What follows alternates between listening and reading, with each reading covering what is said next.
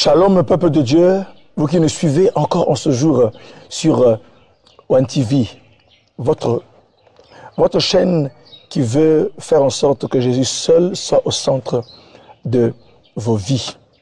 Car il est écrit, Jésus a dit dans Jean 14, 6, « Je suis le chemin, la vérité et la vie. » Mes frères, c'est votre tranche, la trompette du sanctuaire, que vous avez l'habitude de suivre. Et je suis en train de vous parler de l'adoration, d'une manière générale, mais mon sous-thème, c'est les 4 visages de l'adoration.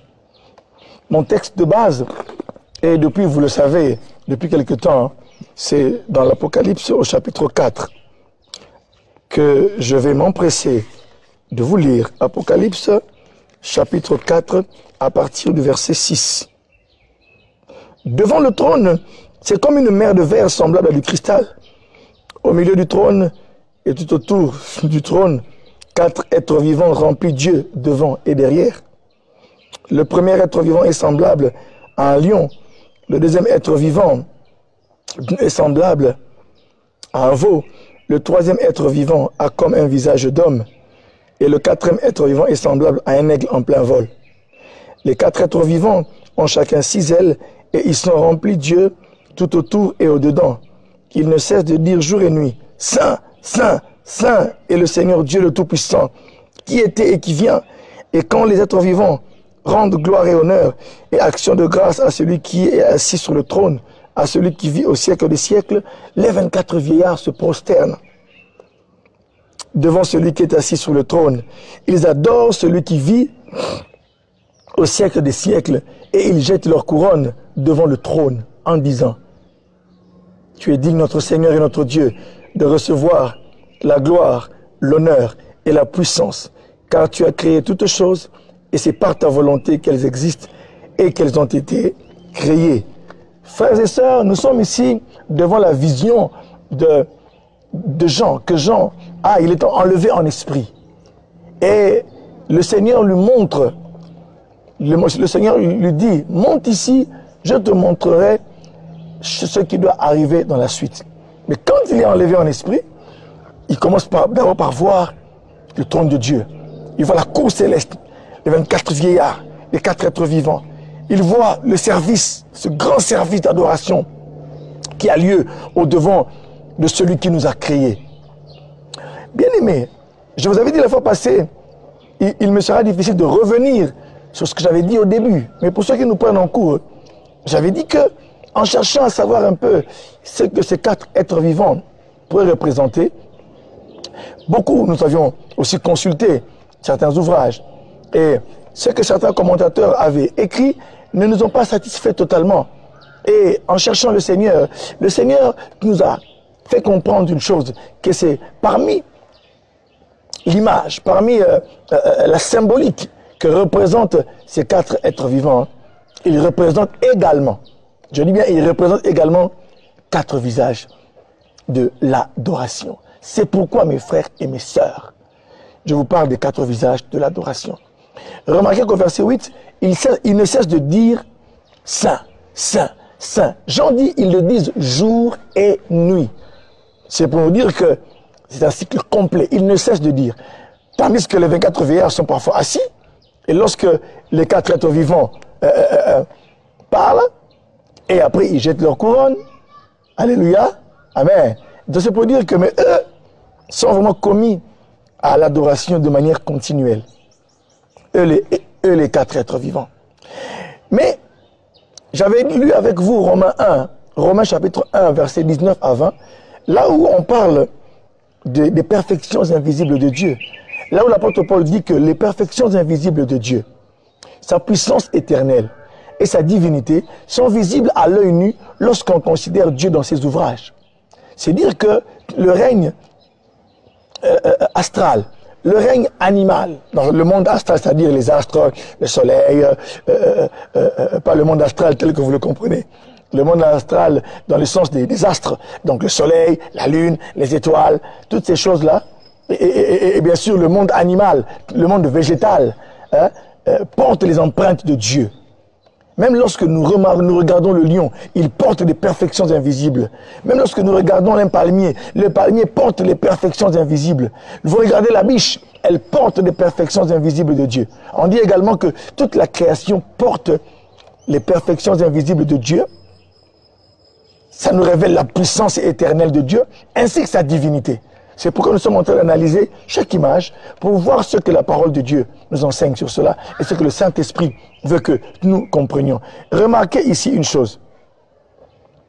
Nous sommes en train d'analyser chaque image. Le lion, nous avions dit que le lion était l'image de la royauté, la puissance, la force et la domination. Mais le veau aussi a la force, mais la force du service, du travail. J'ai parlé également du veau comme étant, il nous rappelait l'appartenance. On avait lu Ésaïe 1, verset 3, où Dieu a dit que mon peuple m'a oublié, mais le bœuf connaît son propriétaire. Alléluia. Nous avions également lu avec vous, j'ai parlé avec vous également du joug. La fois passée, j'ai parlé du joug. J'ai parlé également en parlant du joug, j'ai fait allusion à j'avais dit que le joug nous rappelle l'obéissance, nous suggère l'obéissance, la soumission, la captivité. Maintenant, je vous parle de la quatrième vérité. La quatrième vérité à propos du veau. Ce que je suis en train de faire, c'est je prends quelques vérités et je les rassemble de manière condensée. Mais si vous voulez avoir des détails, lorsque paraîtra le livre que nous sommes en train d'écrire, le livre s'intitule « Les 4 visages de l'adoration ». Vous pourrez avoir, bien sûr, d'autres détails et aussi, là, il y a plus de choses que nous sommes en train de dire là-bas.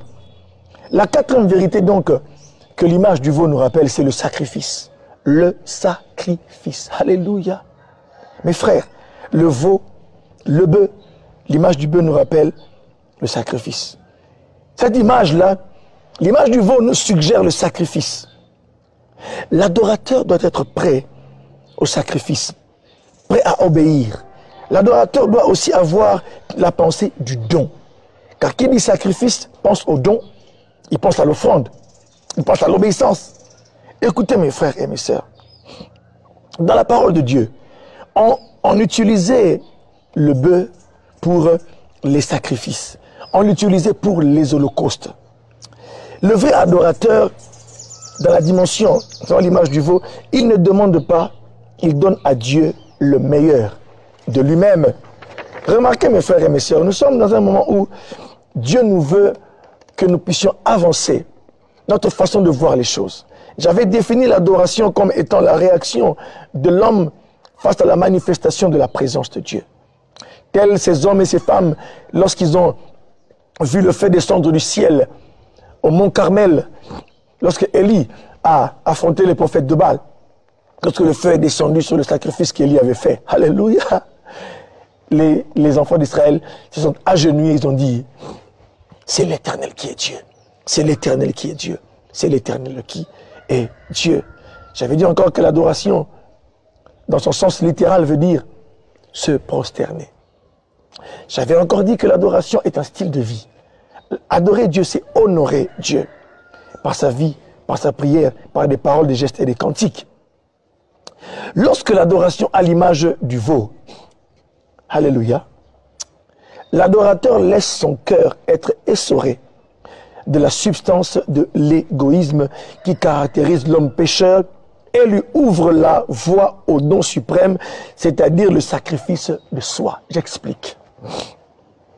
Bien-aimés, j'avais dit que l'adoration prend plusieurs visages et ça ne dépend pas de nous, mais ça dépend du Saint-Esprit. Lorsque vous adorez Dieu, mes frères, j'explique ici une chose spirituelle. Lorsque, en temps de l'adorer, l'adoration, mes frères, le Saint-Esprit fera en sorte, selon ce que Dieu veut faire, selon ce que Dieu veut faire dans votre vie, l'adoration peut prendre l'image du veau. Lorsqu'elle prend l'image du veau, lorsqu'elle a l'image du veau, mes frères, l'adorateur est en train, il laisse son cœur être essoré, il laisse son cœur être pressé, être bien sûr détaché de l'égoïsme qui caractérise l'homme pécheur. L'homme en général est pécheur. L'homme pécheur, par sa nature, il est égoïste. Il veut les choses pour lui-même. Or, ici, L'adoration dans la dimension du veau nous ouvre, alléluia, la voie au don. Elle nous ouvre la voie du don suprême, c'est-à-dire le sacrifice de soi. J'aime ce que la parole de Dieu déclare. C'est ce que Paul appelle dans Romains 12, 1 à 2. Il appelle cela le culte raisonnable. Où il dit, je vous exhorte, donc frères, par les compassions de Christ, à offrir vos corps comme un sacrifice vivant, saint et agréable, ce qui sera de votre part un culte raisonnable. Il demande aux hommes et aux femmes d'offrir leur corps. L'adoration ne devient plus un simple culte, un simple chant. Mais le vrai adorateur, lorsqu'il se présente au devant de Dieu, Dieu travaille avec lui. Lorsque l'adoration a la face du veau, l'adorateur est en train de sentir en lui-même le travail de l'esprit, pour que l'esprit puisse le conduire à un autre niveau, où il doit sacrifier certaines choses de sa vie. Le premier sacrifice que nous faisons, c'est le don de soi-même. C'est le don de sa vie. Le sacrifice que nous faisons d'abord, premièrement, c'est d'être un sacrifice vivant. Écoutez mes frères, il y a ici une réalité très, très, très profonde. Lorsqu'on parle de sacrifice, on suggère qu'il est déjà mort. Parce que tant que l'animal est vivant, il n'est pas encore un sacrifice. Mais lorsqu'il est posé sur l'autel et qu'il est immolé, là il est un sacrifice. Mais ici l'apôtre Paul dit qu'il exhorte les hommes par les compassions de Dieu. Il exhorte les Romains. Il leur dit ceci. Offrez vos corps comme un sacrifice vivant. Mes frères, cela fait mal. Imaginez-vous que quand on dit que vous devez devenir un sacrifice vivant, c'est que vous devez mourir chaque jour. C'est pourquoi beaucoup d'hommes et de femmes n'acceptent pas cette mort. Et ils préfèrent être encore là. Ils n'acceptent pas l'action et l'œuvre de Dieu. C'est pourquoi l'adoration est une voie par laquelle nous acceptons, est une voie par laquelle le Saint-Esprit nous enseigne à comprendre le sens même de l'adoration. Si l'adoration ne devient pas pour nous un moment où nous nous sacrifions, un moment où nous acceptons de nous remettre entre les mains de Dieu, pour que nous puissions être des sacrifices vivants, il dit saint et agréable, ce qui sera de votre part un culte raisonnable. Celui qui ne peut pas s'offrir à Dieu lui-même ne peut pas lui offrir un culte agréable. J'aime ce que dit Ésaïe. Ésaïe dit, Dieu dit par le prophète Ésaïe, ce peuple m'honore des lèvres, mais son cœur est loin de moi. C'est pourquoi, bien-aimés, nous devons nous préparer en ce temps-ci, comme je l'avais dit la fois passée, que Dieu utilise ceux qui soumettent sa volonté à sa volonté souveraine. C'est pourquoi, mes frères, j'aime ce que Jésus a dit à Gethsemane, non pas ma volonté, mais que ta volonté se fasse. Si Jésus n'avait pas la pensée du don, la pensée du sacrifice suprême, il n'aurait pas donné sa vie. Frères et sœurs, ici, mon langage est un langage d'hommes et de femmes qui savent qu'ils sont bien sûr des hommes et des femmes, des disciples de Christ qui peuvent se sacrifier. Le vrai culte est un don, mes frères. Le vrai culte est un sacrifice de soi. Lorsque vous chantez, même avec les plus belles paroles, les plus belles mélodies, mais si le canal qui fait sortir cette voix, si le canal qui joue cette guitare n'est pas sacrifié à Dieu, ce n'est que du bruit. C'est pourquoi Dieu a dit dans sa parole, éloignez de moi vos fêtes, je déteste vos fêtes, vos nouvelles lunes, je ne les aime pas, parce que le culte est simplement extérieur. Or le culte doit être intérieur. La vraie adoration, Dieu dit, je cherche les vrais adorateurs qui m'adorent en vérité et en esprit. L'une des choses qui caractérise la vérité, c'est que ce que nous disons et ce que nous vivons correspond. Il y a des hommes qui ne vivent pas ce qu'ils disent à Dieu. Ils disent à Dieu, Seigneur, je t'aime de tout mon cœur. Seigneur, tu es tout pour moi. Mais lorsque Dieu lui demandera quelque chose, il ne pourra pas donner cela à Dieu. Alors là, Dieu n'est pas tout pour vous. C'est pourquoi faisons attention aux paroles que nous sortons lorsque nous sommes en train d'adorer Dieu. Dieu nous connaît plus que nous-mêmes. Et souvent, nous nous trompons et nous trompons les autres. Mais Dieu connaît la vérité de notre cœur. C'est pourquoi le vrai adorateur, c'est ce qu'il dit, c'est ce qu'il pense, c'est ce qu'il vit. C'est pourquoi, mes frères et mes sœurs, ce n'est pas une prédication de jugement, mais c'est simplement une interpellation. Frères et sœurs, c'est pourquoi la dimension du veau nous rappelle le sacrifice. Elle vient nous rappeler. C'est pourquoi lorsque vous préparez à sacrifier quelque chose, lorsque vous vous préparez, lorsque vous êtes dans une logique, le sacrifice, lorsque ça devient difficile pour vous, entrez dans l'adoration. Ici, mes frères, j'ai découvert que l'adoration est une voie par excellence, dans laquelle, lorsque nous comprenons cette image-là, lorsque nous comprenons que même dans l'adoration, nous nous soumettons à Dieu, vous comprendrez alors que c'est comme un raccourci, c'est comme un lieu où Dieu est en train de travailler notre vie et notre cœur. C'est pourquoi j'aimerais vous poser une question. Êtes-vous prêt au sacrifice? Êtes-vous prêt à expérimenter la face du veau? Je ne le sais. Lorsqu'il vous faudra obéir au-delà de vos forces, lorsqu'il vous faudra faire un sacrifice de quelque nature que ce soit, entrez dans la présence de Dieu, entrez dans l'adoration. Et quand l'adoration aura la face du veau, alléluia, vous revêtirez cette face et vous serez prêt au sacrifice, à vous donner. Vous serez prêt à vous donner et vous serez prêt à obéir. C'est pourquoi, bien-aimés dans le Seigneur, j'aimerais vous dire une chose ici. Après, bien sûr, le sacrifice de soi, il y a aussi le sacrifice des choses matérielles. Alléluia. Lorsque Dieu vous appelle à sacrifier quelque chose de physique, comme à Abraham, il a dit, donne-moi Isaac, ton fils, ton unique. Abraham n'a pas rechigné, il ne s'est pas rébellé. Il a pris son fils sans rien dire à personne, comme un vrai adorateur. Il est parti. Et quand on lui a demandé, il a dit, vous restez ici, moi et mon fils, nous allons sur la montagne, nous allons adorer. Pour lui, aller sacrifier Isaac, c'était l'adoration. C'est pourquoi, mes frères et mes sœurs, lorsque vous êtes convaincus par Dieu de poser des actes de bienfaisance, d'être généreux, comme dans la parole de Dieu, il nous est exhorté par l'apôtre Paul, lorsque vous lisez, il a parlé aux Corinthiens, des sacrifices qui sont envoyés, des dons qui sont envoyés aux églises pauvres. Lorsque il est temps de pouvoir faire des offrandes qui vous coûtent, c'est pourquoi entrez dans l'adoration. Là, vous comprendrez le sens des choses. Parce que souvent, pour faire une offrande qui coûte, il est difficile à l'homme de le faire. Pourquoi? Parce que nous sommes attachés aux choses physiques. Et lorsque Dieu veut cette offrande-là, ce n'est pas tellement l'offrande que Dieu cherche, mais Dieu cherche l'intimité. Alléluia. Il cherche une partie de votre cœur. En demandant à Abraham Isaac, il voulait avoir tout le cœur d'Abraham. Et lorsque vous lisez Genèse, chapitre, je vais bien sûr chercher à lire cela pour vous, dans Genèse chapitre 22. Lorsque Dieu voit qu'Abraham est résolument décidé à offrir son fils Isaac, écoutez ce qu'il dira. Il dira à Abraham, au verset 12, « N'étends pas la main sur le jeune homme et ne lui fais rien, car j'ai reconnu maintenant que tu crains Dieu et que tu ne m'as pas refusé ton fils, et que tu n'as pas refusé ton fils, ton unique. » Alléluia. Alléluia. Il dit, maintenant je vois que tu crains Dieu. Je vois que tu crains Dieu. C'est là, en ce moment-là, que Dieu dit à Abraham, je vois maintenant que tu crains Dieu, parce que tu n'as pas refusé. Quelle était la mesure avec laquelle Dieu a jaugé la crainte d'Abraham? La crainte qu'Abraham avait de Dieu, c'est par le sacrifice d'Isaac, par ce don. Et pourtant, c'est Dieu qui lui avait dit, Isaac, c'est lui le porteur des promesses, c'est lui sur qui repose toute l'alliance, la suite des promesses. Dieu a dit, je te multiplierai, tu auras beaucoup de tu seras le père d'une multitude.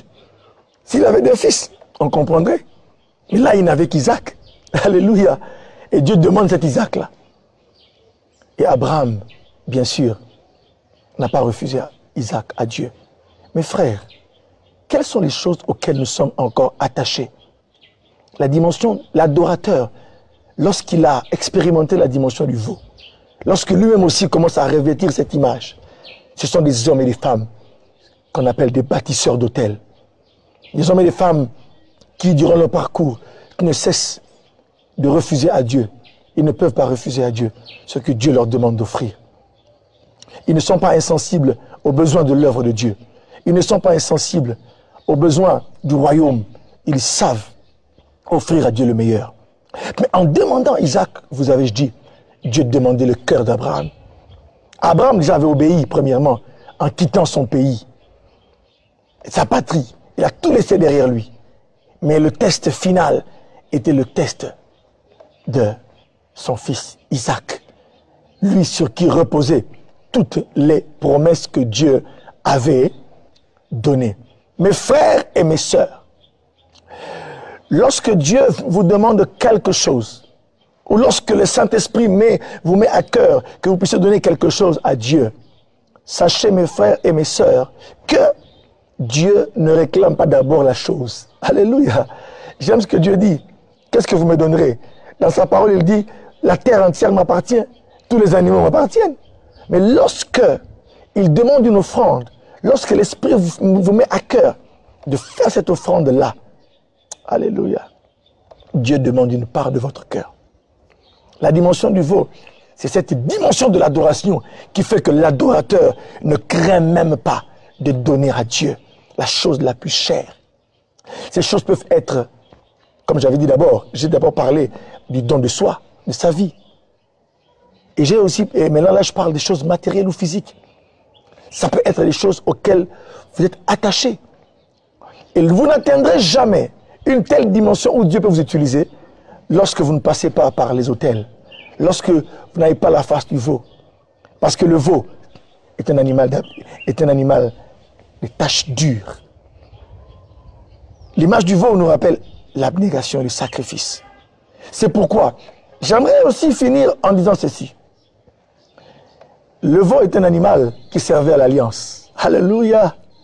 Lorsqu'un homme atteint cette dimension-là, lorsque l'adoration revêt l'image du veau, elle appelle des hommes et des femmes à se souvenir de l'alliance que nous avons avec le Seigneur, premièrement. Parce que nous avons une alliance générale, celle que Dieu a faite avec les hommes par le sacrifice de l'agneau de Dieu, Jésus-Christ. Mais l'homme aussi a des alliances privées, des alliances secondaires avec Dieu. C'est pourquoi des hommes et des femmes qui vaincront, des hommes et des femmes qui pourront, mes frères et sœurs, avoir la force de vivre sainement et saintement, de déclencher des choses dans le monde spirituel pour que le monde physique voie la main de Dieu. Ils passeront par l'alliance. Pour établir l'alliance, Élie prendra un taureau. C'est la famille du bœuf. Il prendra un taureau. Parce que le taureau est un animal d'alliance. Et le feu descendra sur le veau. Mes frères, le feu n'était pas descendu sur l'autel, mais le feu était descendu parce qu'il y avait un sacrifice sur l'autel. C'est pourquoi l'homme qui entre dans l'adoration et qui commence à pénétrer les dimensions du lion, du veau, de l'homme et de l'aigle, cet homme-là n'est plus un homme ordinaire. Il est un homme qui entre dans les mystères de Dieu. Il est un homme qui commence à comprendre des choses cachées. Il est un homme qui entre dans une autre dimension. Il est un homme qui a quitté le simple niveau de l'adorateur, du chrétien normal, et il commence à entrer dans les mystères de Dieu. Et il commence à pénétrer le cercle de Dieu. Il commence à entrer dans l'intimité du Père. C'est pourquoi, c'est vrai que le lion a la force de la conquête. On démontre la puissance de Dieu. Mais le veau, c'est là que Dieu demande de nous quelque chose. Alléluia. Dans la dimension du veau, ça coûte. Ça vous prend quelque chose de votre propre vie. C'est pourquoi le sacrifice de votre temps, le sacrifice de votre vie, Dieu vous le demande aujourd'hui. Et lorsque Élie, revenons à Élie, lorsque Élie invoque Dieu, Dieu descend et le peuple revient à l'alliance. Quand Abraham fait l'alliance avec Dieu, dans Genèse 15, il y a aussi un bœuf à l'intérieur, dans les animaux d'alliance. Mes frères et mes sœurs, êtes-vous prêts à l'alliance? Êtes-vous prêts à vivre l'image du veau? Êtes-vous prêts à vous sentir vous-même prêts à faire ce que Dieu vous demande de faire? Êtes-vous prêt à tout laisser pour aller là-bas en mission, en brousse? Êtes-vous prêt à tout laisser comme Pierre l'avait dit à Jésus? On a tout laissé. Êtes-vous prêt quand il vous dira « suis-moi » ? Êtes-vous prêt à suivre Dieu dans une intimité profonde? Cette intimité dans laquelle vous vous perdrez vous-même et vous allez vous retrouver en Dieu. Êtes-vous prêt à vivre cette adoration-là qui vous montrera les pensées et le désir de Dieu? Dieu cherche les vrais adorateurs. Il veut des hommes et des femmes qui sont prêts au sacrifice. Des hommes et des femmes qui sont prêts à s'offrir à lui totalement, sans rien laisser. Que Dieu nous fasse grâce, que par le Saint-Esprit, nous puissions vivre l'image du veau. Que Dieu vous bénisse et que Dieu vous accompagne sur ce chemin. Amen.